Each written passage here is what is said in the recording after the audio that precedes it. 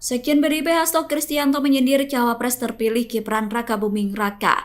Hasto merespon langkah Gibran yang mengajak partai politik lawan Prabowo Gibran untuk bergabung ke pemerintahan selanjutnya. Menurut Hasto, ajakan dari Gibran merupakan rangkulan kekuasaan.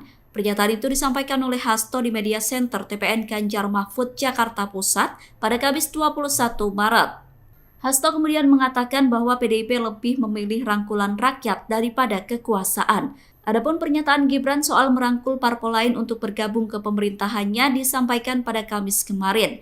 Gibran mengaku ada arah mengajak PKB yang merupakan partai pengusung Anies Muhaimin untuk bergabung ke pemerintahannya. Gibran juga membocorkan bahwa pihaknya melakukan pendekatan ke partai politik lainnya. Namun Gibran tidak menjawab soal partai mana saja yang telah didekati. Wali Kota Solo itu menegaskan bakal merangkul kubu lawan di luar Partai Koalisi Indonesia Maju.